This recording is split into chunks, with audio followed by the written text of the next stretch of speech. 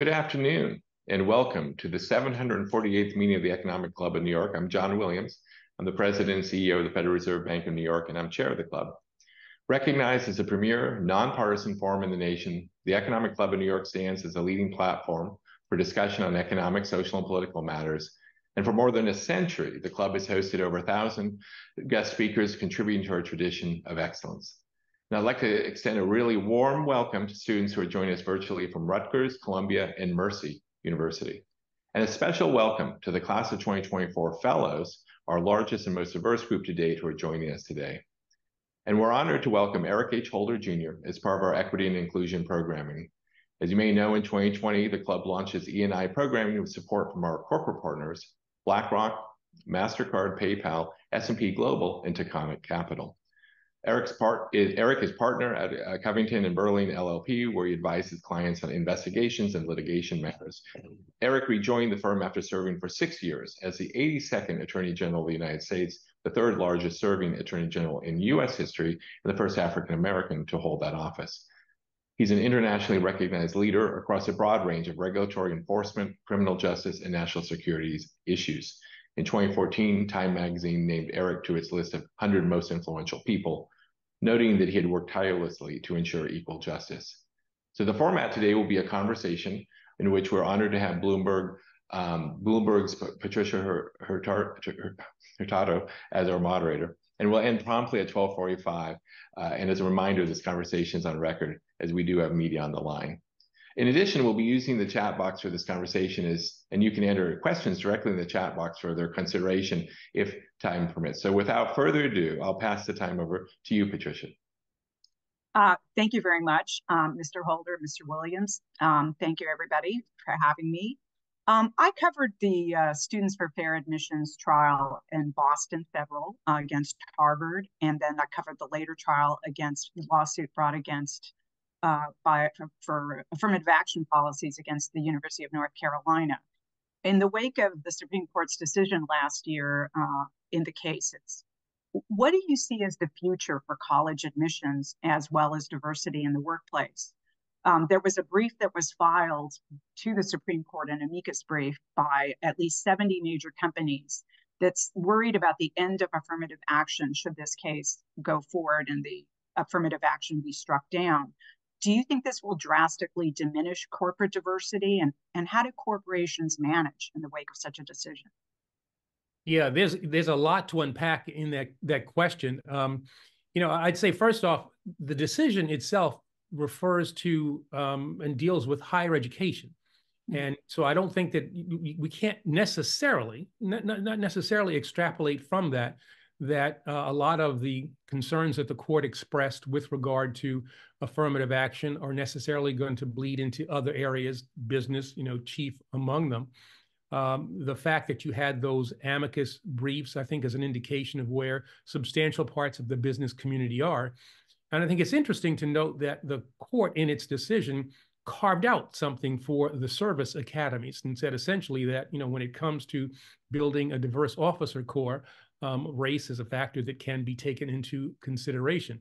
I think the possibility, at least the possibility, we don't know, at least the possibility exists that if businesses make the case that their bottom lines can be impacted by, diversity initiatives, by having a diverse workforce, by taking into account a whole variety of things to make sure that they're getting maximum talent from a variety of sources, that the possibility of another carve-out or it's just say that, what we said in higher education does not necessarily apply with the same force that it does to the business community. I think that's at least possible. There are a couple of justices, I think, who are likely to say, that what you saw in the higher education sphere should apply to the business sphere as well. But I'm not at all certain that I don't have the same degree of certainty that you're going to get 5 justices to do that. I mean, we'll have to see. Litigation undoubtedly is going to work its way up. But I think that, what businesses need to remember is that certainly in the United States, we're dealing with a nation that is in the midst of really amazing demographic changes. I actually think there's an ideological change in what going on in the United States as well. And lots of the studies that I have seen, indicate that those businesses that are more diverse and that are perceived as being more diverse, and in the same sector, those that are more diverse or seen as more diverse have healthier bottom lines than their competitors. And so I think that, I understand the concerns, and I think that, what I counsel our clients is that, you should stay committed to, DEI or the commitments that you've made over the years. But you've got to be smart about the way in which you describe those commitments and the programs that you have in place. And some of the language might have to be tailored so as not to draw unwanted attention or make you my client a principal in a case that's potentially going to be brought. I'm on Ed Blum's email list. So he always shoots off some kind of missive that he's considering filing a lawsuit against a law firm in a DEI program or complaining about certain language. Is there any specific advice you give to your clients about how to navigate? I mean, do you think there's anything special they need to be aware of? Well, I certainly wouldn't want to be on Ed Blum's mailing list. So, let me editorialize there, and, you have my sympathy. But beyond that, the specific things I think are to understand, what does diversity mean in the context of, your business? And that means, I think, with regard to all businesses, it certainly means looking at your workforce. It also means how does a particular entity deal with those communities in which it sits? There are a variety of stakeholders here. I think we have gotten away from the notion that the only stakeholders in the corporate setting are shareholders. I guess it was the Business Roundtable a few years ago defined stakeholders, more broadly. And though I think, there is a bit of backlash with regard to diversity efforts, I think a lot of that is politically driven. I also think it's probably enhanced during what I call the silly season, which is between now and November the 5th, the elections. I think we'll have a better sense of, what the political interest in this whole thing is when we get to November the 6th and after the elections, presumably have been decided. So, specific things though, I mean, making sure that you're looking at, statistical information. How many people of diverse natures do you bring on board? What is the journey of those people once they become a part of the institution? Do they leave in greater numbers than their counterparts? Are there opportunities for promotion the same? Do they get promotions at roughly the same rate? There are a whole bunch of metrics, I think, that can actually be looked at, examined, and then there's the softer stuff where you talk to employee resource groups, managements interacting with employees, just to kind of get a sense of how do people feel about their existences, in a particular company. So there are a whole bunch of touch points I think that people who run companies should be mindful of. And you want to stay in touch, I think, as I said, with your employee base, maybe first and foremost, understanding that what you do there is going to have an impact on probably how the company is viewed, outside the walls of the company. And part of your practice at Covington is that you help conduct sensitive investigations and high-stakes investigations involving sometimes civil rights, gender and racial equality within the workplace as well as in communities. Any advice you can share with us about how companies can take a more proactive approach to gender and racial equality as part of their broader ESG strategy? Yeah, I think we've done about 12 of them now that have been publicly reported. We've done a number that have not been publicly shared as well. And these assessments, and I like to call them assessments, because they're not. Sometimes they're described as audits, but they're not really audits. These assessments look at a variety of things. Again, there are numerical things to look at. Again, as I said before, numbers tell an interesting story. We do a lot of interviews with people of a diverse nature. We talk to people in management, talk to people on the board, talk to other stakeholders, civil rights organizations who have interactions with the company, try to talk to members of the communities in which the companies sit, all to get a sense of, how do you view this company? What's this company's reputation?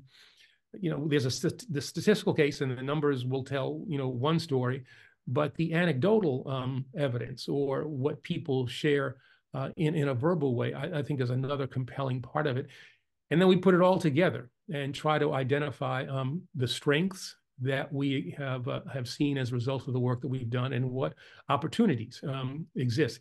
I think it's pretty interesting that even in this time, and we released a couple of reports, I guess, in the last couple of months or so, the generation of these reports has not made the companies that have publicly released reports, have not made them the targets or anything like that. And I think management typically, I'm just very generalizing now, when they get these reports that we prepare, and they're usually about 60, 70 pages long or so, are really kind of, they feel pretty good about what it is that that they see. Now, maybe it's a self-selecting group. It's those companies that are doing things that are asking us to examine their efforts. But I think in some ways the biggest failing that we see is that there's a lack of coordination with regard to the DEI efforts that they have underway. That they can actually get more efficiencies if there's greater centralization of those efforts. But typically, I think and I think management sometimes is also surprised to see how much they are in fact actually doing with regard to those efforts, and I think also pleasantly surprised by the way in which members of what we call the groups, civil rights organizations, although they might have some ideas about how things can be done better, they typically are pretty happy with the way in which companies have been conducting themselves. How's the transition been from going from the Attorney General's office and back into private practice? Are you enjoying it? Yeah, it's interesting. I don't miss getting beat up every day politically. And people will tell me, boy, you look a lot younger. And I'm saying, yeah, well, if you're not getting, taking political shots every day, that'll tend to have an impact on your appearance. I always say that I miss, the people. I miss the work, and I certainly do that. But I also miss, there are only 5 cabinet members who can't fly commercially. And so at some level, I'm not sure this is first, second, third, I miss my jet. That transition from, you're never late if you're the last one on the plane, it's your plane, you're never late for the plane, to waiting in line in a TSA pre-check line, and I have pre-check, waiting in a TSA pre-check line, and people, that was kind of, I had to kind of get back, getting used to that. So, but more seriously, I do miss, the work. It's always, I grew up in the Justice Department, and the ability to be involved in some of the, I think, important issues that we confronted during the Obama administration was a real privilege. But as I said, I don't miss, the political component of the job. Well, speaking of the political component, I mean, there have been some series of recent Supreme Court decisions that seem hyper-polarized, and the U.S. and how they're being reacted to in the public. Any advice for us or companies on how they should be thinking, how they navigate these myriad of decisions that seem highly polarized? Yeah, I think unfortunately the court has taken some positions in some important areas that are inconsistent with precedent. I would say inconsistent with the facts, inconsistent with the law, and made determinations on the basis of personnel as opposed to precedent, and that's a dangerous thing, I think, for the court. The court puts its legitimacy at stake. We talk about in the reproductive rights field. Roe was a decision, I don't know, 40, 50 years or so ago. People have relied on it in a variety of contexts, and to overturn it has meant a whole bunch of tension that has been unleashed in the United States, and has had political ramifications. In other areas, the court has done things that I think have implications for people on the business side, though I would say even the reproductive decisions have implications for companies who are trying to decide what benefits should be parts of health plans and things of that nature. But the court has also done things, when it comes to race, that I think will have a potential impact on companies. And I think what companies want to do is not necessarily to anticipate where the court is going to go, but to certainly see what the court has said, and then try to reasonably extrapolate from that. Well, how should we be conducting ourselves? We're talking about these DEI programs. I mean, how should we structure these things? How should we talk about these DEI programs such that we don't make ourselves the target, get on an Ed Bloom, newsletter or something like that, but also stay, committed to that which we say was important, either after the murder of George Floyd, or interestingly, and one of the things we find in the assessments that we do is that a lot of these commitments precede by a great many years, the murder of George Floyd, these commitments. And then, so the question I think for companies is, well, how do we stay true to that which we say has defined us, while at the same time not unnecessarily exposing ourselves to, scrutiny, publicity that is not necessarily good for the business.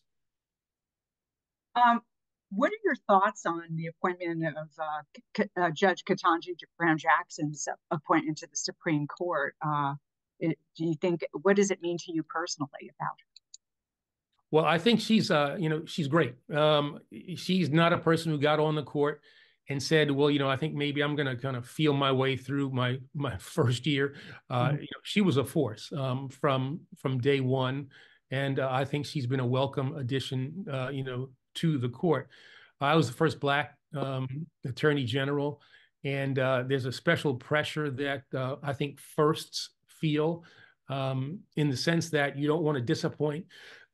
Excuse me. You don't want to disappoint, the communities and the people who have pushed for, hoped for an appointment like yours, and so you feel a certain pressure there. And then there are others who will think, well, you're only there because of your gender, the color of your skin, your sexual orientation, and you want to prove to them that you're there based on the merits.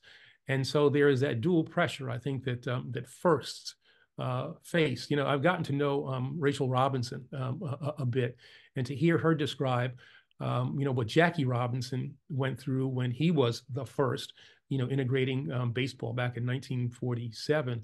And to hear what he had to go through, what she had to go through, gives you a real perspective, and to think, well, yeah, I might have been the first Black AG, and there were certain pressures that came along with it, but they pale in comparison to, to what he had to deal with, what she had to deal with. And I always kept that example in my mind when things got, I think, a little rough, sometimes maybe a little unfair.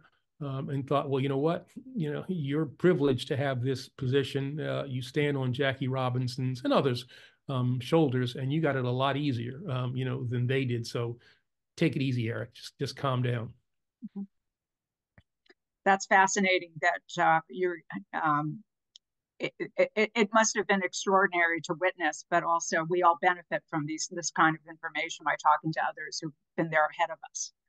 Yeah, and that's, I think, an important thing as well, to understand that there are, there's a community of firsts, and you have the capacity to, interact with those people and to get advice from those people. You don't have to go through these journeys alone in the way that, as I said, Jackie Robinson did. So I had the ability to pick up the phone and talk to Colin Powell, whoever about thoughts that they had about issues that they had to navigate and how that would apply to the things that I was facing. Mm-hmm, mm-hmm. Now, you were nominated to the D.C. Superior Court by President Ronald Reagan. We'd love to hear your views on what you think has happened to the judicial nominating process. Is there any hope that the Senate could return to more advice, a limited advice and consent than a free-for-all, the way it might have become to some? Yeah, I mean, I hope that that the Senate can get back to to that place. I think it's going to take some time. I would also hope that in the executive branch we'll get to a place where selections can be made of judges on the basis of merit and not necessarily a perception of what their political leanings are. I was, as you said, appointed to the D.C. Superior Court, which requires Senate confirmation, by President Reagan. Now, I've been a card-carrying Democrat, all my life. And I kind of miss, I kind of miss that version of the judicial selection process where, I was pretty young, I was, I guess, 37, 38 years old. But it wasn't, I wasn't hiding, who I was. And yet, the Reagan White House decided that for this particular position, I was the most qualified. And to have, a president make that kind of determination and not have to worry about, a Senate confirmation process. I mean, at that point, it was just, unless you really did something unbelievably terrible in your background, you're going to get confirmed. I would hope that we could get back to that. I don't think it's necessarily going to happen, in the short term. In my book, An Unfinished March, I talk about how the selection process with regard to the Supreme Court has changed. Early on, Supreme Court justices left the court in the early parts of the Republic when they died. That was the deal. Lifetime appointments, people left when they died. And now we see justices leaving. People live longer. They serve much longer on the court. I think we need to have, term limits when it comes to justices, and that seems to be something that is supported by both parties. But people now leave the court. Republicans leave when they have a Republican president to replace them. Democrats leave the court when there's a Democratic president there to fill the position.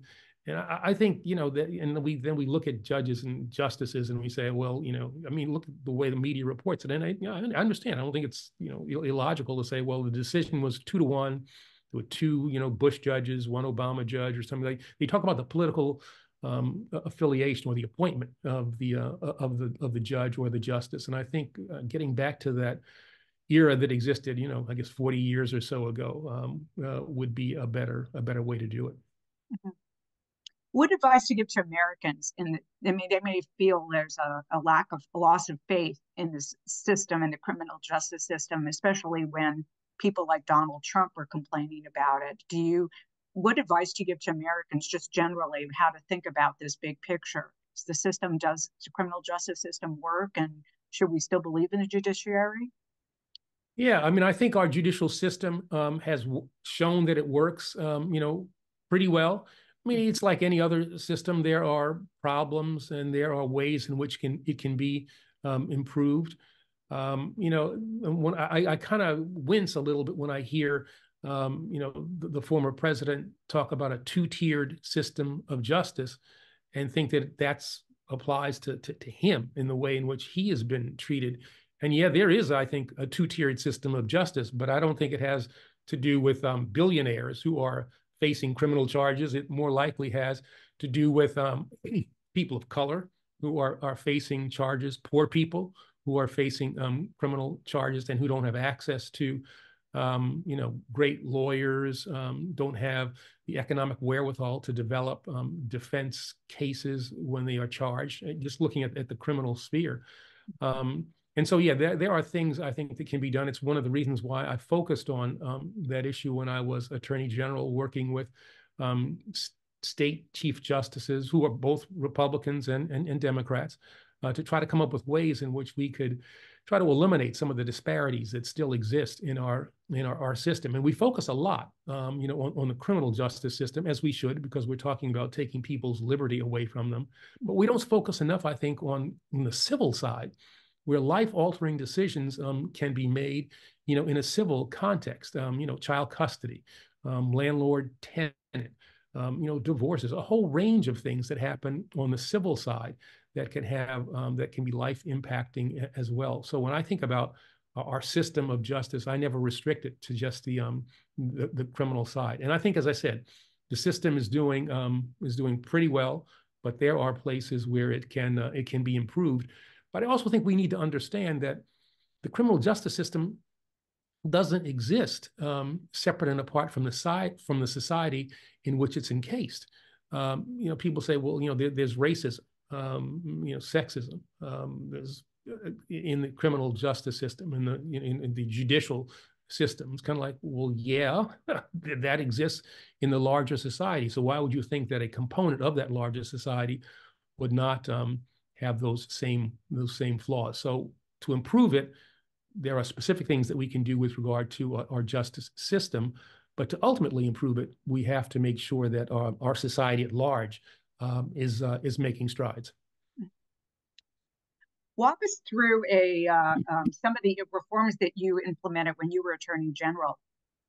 Anything you're especially proud of that people might forget? It's interesting you say that. That's almost like asking me which of my 3 kids do I like the most. Okay. And on a given day, I can answer that question.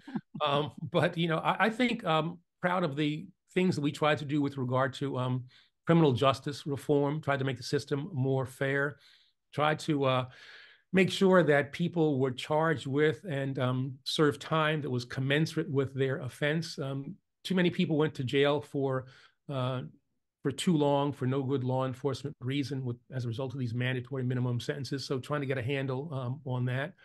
The decision that I made to try the 9/11 conspirators in the regular criminal justice system, which ultimately I was not able to do, I think was the right thing to do. And ultimately, as we predicted, I said, you put this in the military system and you're going to have real problems. And here we are, 21 years later, and Khalid Sheikh Mohammed and his Confederates have still not been tried. The decision not to defend the Defense of Marriage Act and the work that we did to try to promote, same-sex marriage. I think that's something that history will look favorably upon. And then I think last, maybe it would be, the protection of voting rights, really to focus on making sure that every American citizen had the ability to cast a ballot. I mean, that's what really makes, our nation exceptional, that the people decide what direction the nation should go in, that the people decide who should represent them in various political bodies. And so try to remove some of the barriers that made it more difficult for people to vote. I've focused since I left on dealing with partisan and racial gerrymandering, structural changes that we're trying to make the system just more fair. So those are the kinds of things that I think I'm proud of, coming out of the Justice Department. Talk to us about the gerrymandering aspect. Any specific initiatives that you're trying to accomplish there? Yeah, what we've tried to do is identify those states where we have the greatest problems with regard to gerrymandering, and then we've taken a state-by-state approach. Sometimes it means bringing litigation. Sometimes it means trying to put in place an independent commission to draw the lines, as opposed to having interested politicians do it. It certainly means getting people involved in the process. I'm head of something called the National Democratic Redistricting Committee, and we have a component called All on the Line.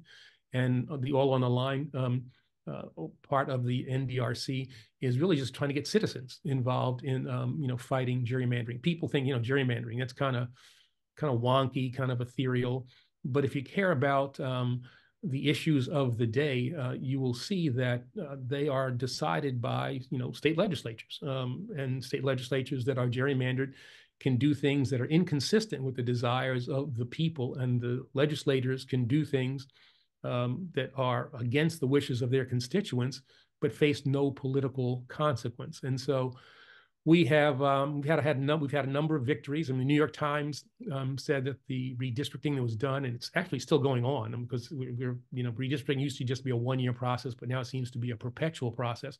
New York Times said it was the fairest redistricting of the last 40 years. And about 78% of the congressional seats now are considered to be fair, which is up substantially from the last time we did it in 2011. But it also means about 22% are not considered fair. And with the margins that we have in our nation, that number is still unacceptably high. So there's still more work to do. We started the NDRC back in January of 2017, and I'm proud of the work that we've done, but there's still a lot of work to do to make sure that we are eliminating, to the extent that we can, partisan and racial gerrymandering. I don't think a lot of people realize that the Justice Department is so massive. I think when you were Attorney General, you oversaw some 100,000 employees, and not just lawyers, but all kinds of other employees. What kind of lessons did you learn that for leadership going forward that others might benefit from learning? Yeah, I guess when I was at the department, there were about 115, 120,000 people, really all around the world. About 7,000, 8,000 of the people when I was there were lawyers. Everybody else, the whole range of other things, from FBI agents to ATF agents to, people doing statistical stuff, a whole range of issues. And I think, what I learned, I guess, in my leadership style was to be very, very clear about what my goals were, where I wanted to take the Justice Department, what I wanted this Justice Department under my leadership to be focusing on and to be doing. Be clear in your goals. Give people who are reporting to you the tools that they need, the necessary support, so that they can hopefully achieve those goals. And understand that every attempt at achieving a goal is not going to be successful, and that's okay. If we learn from I think failure in some ways more than we learn from success. Nelson Mandela said, and I had this behind me in my desk when I was AG, and I have it behind me my desk at Covington and Burling now. Mandela said, I never lose. I either win or I learn. And I think that's a good way to think about, the leadership of an organization.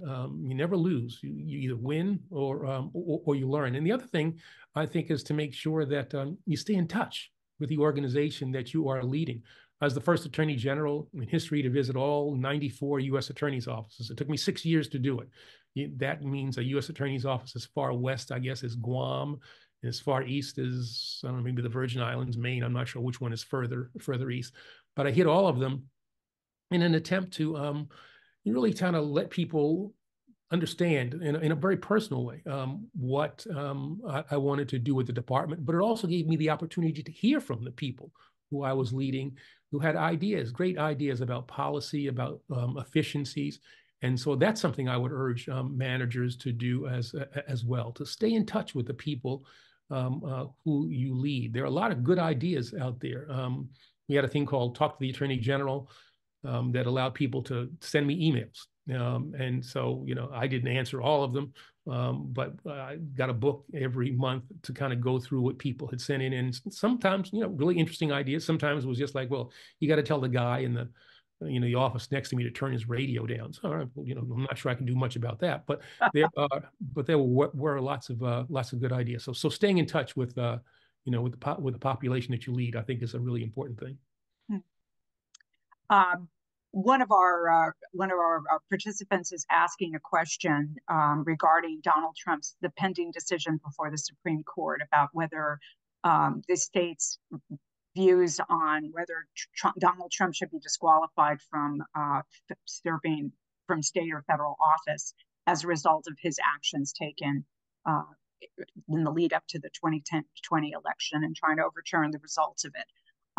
If the Supreme Court rules otherwise, do you think they will be making a political decision or a judicial one, or both?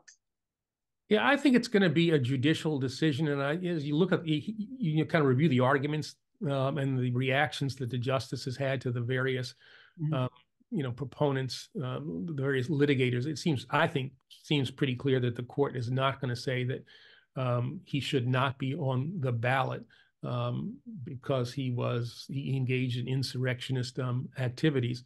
So I think that one's pretty clear. I think also it's relatively clear that the immunity argument that he has been propounding is not likely to be successful.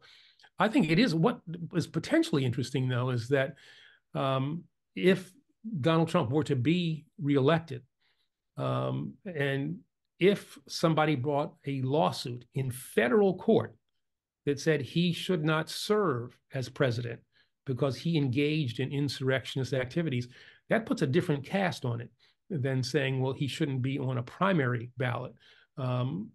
It's a whole different deal. And that would be an interesting thing to see how the courts, would deal with that. You wouldn't have to deal with this checkerboard and, worry that I think the court has. Colorado decides one thing, Texas decides another. If something's brought in a federal court, and ultimately Court of Appeals, in some circuit, and then the United States Supreme Court have to decide whether or not he can serve, whether the 14th Amendment prohibition against those who engage in insurrectionist activity can serve, then I think the issue would in some ways be really joined, and it'd be interesting to see what happens, at that point.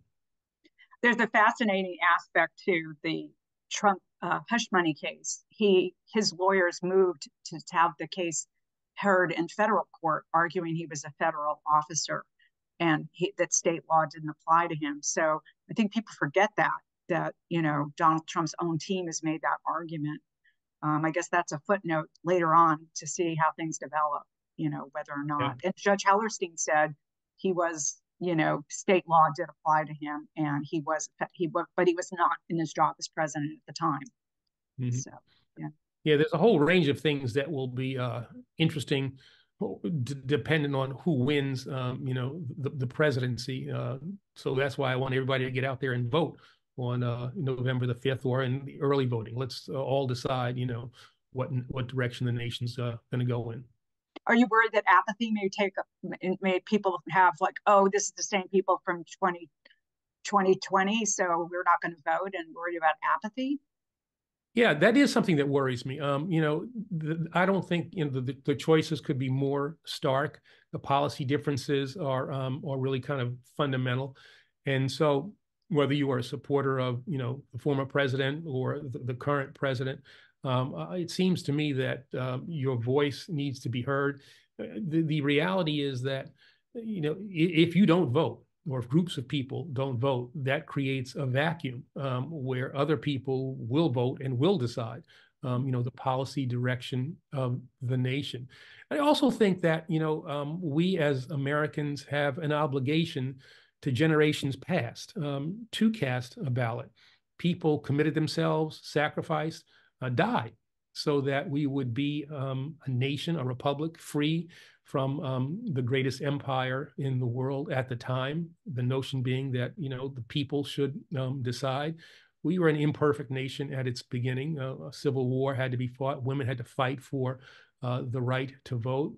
People of color got the right to vote after the Civil War, had to fight for it again, in the 1960s. And we dishonor, all those past generations by not participating in our democracy in the most fundamental of ways, which is by casting a ballot. So I'm worried about apathy, but hope that people will be energized by the choices that they have, and have a memory of what it is about this nation that is in some ways unique, and the obligation that we have to honor those who gave us the ability to make these policy choices through voting. I believe you were quoted in an interview with NPR in January saying that the Voting Rights Act is alive but not well. What did you mean by that? Yeah, I mean, as a result of a couple of Supreme Court decisions, some of the power of the Voting Rights Act has been taken away.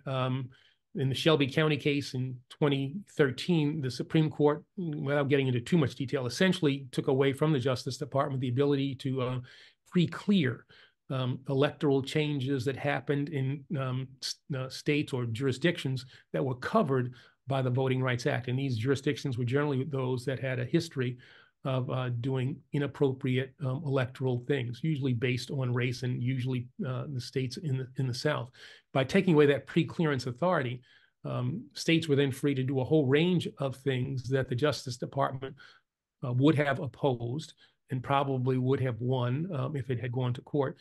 But one of the abilities, one of the things about pre-clearance was that a lot of states wouldn't do a lot of the things that they wanted to do, knowing that they couldn't sustain them if the Justice Department challenged them. And I think one of the things you have seen since the Shelby County case is that about 1,700 polling places around the country have closed. So we see these long lines in communities where polling places have closed. They are disproportionately in communities of color.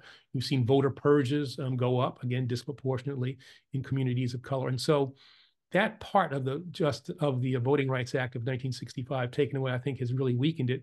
Section 2 of the Voting Rights Act appears to still be, fairly strong. We got a good decision out of the Supreme Court just this term that said that the redistricting that was done on a racial basis in Alabama violated Section 2 and diluted the power of African Americans, the political power of African Americans in Alabama to pick a congressman of their choice. So it's in some ways a mixed bag. I'd rather have a full, full and functioning Voting Rights Act of 1965, which is the crown jewel of the civil rights movement. And my hope would be that a future Congress will look at the Shelby County case, cure what the court thought were deficiencies in the act, and put back in place a new Voting Rights Act that would protect the right to vote, make sure that electoral processes are done in a way that's consistent with, with the nation's values. Well, now the Voting Rights Act case in Shelby County, wasn't that one of the Ed Bloom cases? I believe he was behind it. Do you foresee that will require more litigation brought by a group that's trying to reform some of these retreats from civil rights initiatives? I mean, do you think we'll have to require further litigation to be brought? Yeah, I think there's litigation that can be brought, as under the remaining parts of the Voting Rights Act, Section 2 especially. There's a lot of litigation that now goes on in the state courts as opposed to the federal courts. The Voting Rights Act of 1965 certainly circumscribed, state activity, but there are ways in which you can get at that same negative activity by filing cases in the state system using state constitutions as a way to get at, for instance, partisan and partisan gerrymandering. We've brought cases in the in the state courts. So yeah, I think there's going to be more litigation, but I think at the end of the day, this is ultimately going to be a legislative question. Congress had before it the John Lewis Voting Rights Advancement Act. I guess it was passed by the House in the early part of the Biden administration, filibustered in the Senate. That would go a long way to curing the problems that I think the Shelby County decision actually generated. And so I think ultimately it's going to have to be a legislative act that will have to take place. I have a question about you've advised a number of clients, including on reputational crises, including Uber and Starbucks. Well, what have those experiences taught you, or about what core values need to be maintained in a moment of crisis? Yeah, I mean, I think that companies need to ask themselves, what are our core values? There are companies generally have value statements. I think those ought to be examined every now and again to see, are we living up to those values? Do people in this company understand that this is supposed to be the way in which we define ourselves, how we interact with one another? And I think also there need to be, what we called in government, tabletop exercises. You try to imagine situations where you got a group of disgruntled employees, perhaps, complaining about, something. And well, how does the company react to that? So that you're not surprised, when something like that actually happens. Because some of these things You know, I think about, you know, the Uber case where you had a female engineer talk about how women engineers were not treated very fairly by Uber as it existed then. Company's fundamentally different now. Did a blog post about that, and that had a reputational impact on Uber and how Uber was viewed in the tech sector. I think even, you know, even more generally. So, you know, these an individual not treated particularly well or not heard can have an impact on reputation, which has an impact on the bottom line. You know, there are lots of competitors in the economic sphere. And when consumers are making choices, you know, they will consciously or subconsciously pick the company with a better reputation, understanding if, you know, if the service is generally, you know, the same. And so reputation is something that it really matters and is something that has to be, you know, must be protected. Have you found that they're receptive to you, or are they in crisis mode, and any help and all help is welcomed? How has that been? Yeah, you know, it's interesting. What I always tell companies when I engage with them is that, you know, you don't want to learn about a problem by reading the New York Times or, you know, listening to, you know, Patricia report on something. You know, you want to know about the problem before. And so that's why these assessments that we do, I think, are so valuable. You know, it's like a pulse check. You know, where is our workforce? What's our reputation like? Are we doing things consistent with our values? You want to protect yourself from those unexpected and very public, you know, controversies that can be hard to deal with, and that can have a negative impact on reputation and ultimately, you know, the bottom line. And so companies that we've interacted with have been, I think, pretty receptive to, you know, to that approach. Patricia and Eric, I'm afraid we're now out of time. This has been a fascinating conversation, terrific conversation. Thank you so much for sharing your time with us today. It's been a terrific event. So in the next 1 minute, I'll just highlight some of the guest speakers we've got planned for the club's calendar. We have Jennifer Doudna, Nobel laureate chemistry, coming in on March 4th, David Ricks, CEO of Eli Lilly on March 12th, and my colleague Chris Waller, member of the Board of Governors of the Fed, on March 27th. And then looking ahead to further in the spring, we have Professor Jeremy Siegel at the Wharton School, who I'm going to be in a conversation myself. And then we'll have Chairwoman Jessica Rosenworcel of the Federal Communications Commission. And then we have Susan Collins, the President and CEO of the Federal Reserve Bank of Boston. And then I'm looking forward to an event with Francois Villeroy, the Governor of the Bank of France, I'll be participating in. And then we have Jamie Dimon of JP Morgan Chase. All events are currently listed on our website. Please be sure to review those dates and add them to your calendar. Finally, I'd like to take just a moment to recognize the 372 members of the Centennial Society joining us today, as their contributions continue to be the financial backbone support for the club. Thank you all for attending today. We look forward to seeing you at future events soon.